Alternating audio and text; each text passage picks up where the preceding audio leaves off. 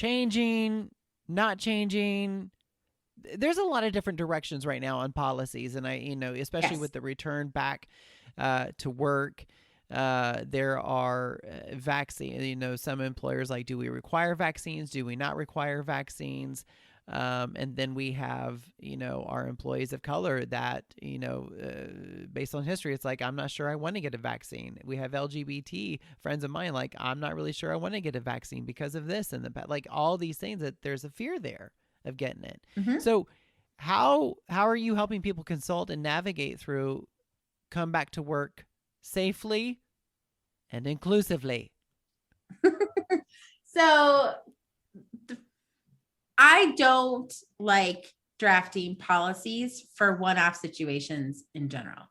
Like if I can identify who made it so I had to write this policy, it shouldn't be a policy. So Gotcha. like even what's an indiscipline, like we shouldn't have gambling. Well, who was gambling? Oh, it was Jimmy. Okay, well then we don't need a policy for that. Jimmy just should have been disciplined. Like Yeah, we don't that's need a like, policy to address that. You're creating a bigger problem than yeah, just dealing with Jimmy it's like normally, those right? Like shitty dress code policies. yes, exactly. Like again, you work with adults. Right. Dress appropriately, So period. right. I mean, I don't even think if my 16-year-old would know what to wear to work if you made him. So I think it's just a little, I think we've HR has gotten into the knee-jerk response that we need a policy for that. And I blame lawyers. I blame lawyers for creating that situation, that we need a policy for that, because if we have a policy, then we'll be consistent. We can be consistent without a policy. Mm-hmm. When it talks about returning to the office, my philosophy on returning to the office is that we need to return to the office for what reason? Why do we need to be back in the office? How are we communicating we need to be back in the office? And what is the opinion of employees about being back in the office? Because that is just as important, and if not more important than the other reasons we might want to have for people being back in the office. Because if we like genuinely hear why people don't want to be back in the office, we genuinely listen to them, we're going to be more likely to retain them, period. So my clients are looking at returning to the office as, we want you back in the office because we believe it's easier to collaborate when I can just stop by your cube. Yeah. But we're not going to force you to be back in the office 100% of the time, because we also recognize and value the ability for you to be flexible. Mm-hmm. So for some of my clients, we're going to have these core hours of 10 to 3. We don't care when you come into the office other times, but meeting times will be somewhere between 10 and 3 Mondays and Wednesdays. So to the extent you can be there Mondays and Wednesdays between 10 and 3, great. Yeah. Okay. And we're going to trust that you're able to get your work done in other ways, because we've seen you be able to get the work done over the past 15 months. So that's what we're going to do. When it comes to vaccines, as I mentioned, this is really are we being a good member of a community if we don't incentivize getting the vaccine, if we don't encourage our people? And in fact, OSHA will say you have to encourage your people to get vaccinated. You have to talk about the benefits of the vaccine, and that's part of their guidance. So can I pause you for just a second? Because I want you to finish this, but what are some incentives? Incentives. What are some incentives an employer can provide for their employee to get a shot? So there's a couple of different ones. I've got my clients in the cash realm are somewhere between $50 and $150.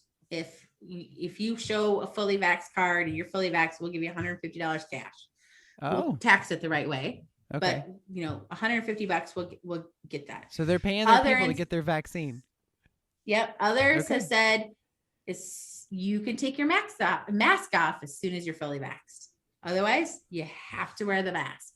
Now that puts HR in a particularly difficult position of being mask police, but that has been very persuasive for some people. Like, I don't want to wear this mask anymore.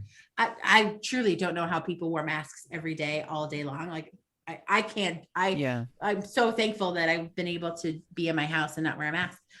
So, but that would be another incentive. Another incentive is, swag. A lot of other incentives I've seen are, you get into a pool for a trip, those Okay. kinds of things have been some of the incentives. Money is by far the most prevalent Okay. incentive that Okay. people have been using. Ooh, So those are interesting. Those are unique because it's all new to everybody. So they are unique. yeah. So go back policy, one-off policy, what you're saying before we got on the incentives. Yeah. So I don't, when somebody sends me a handbook, like for example, Right. I have a new client who's going to be sending me a handbook that's 67 pages long.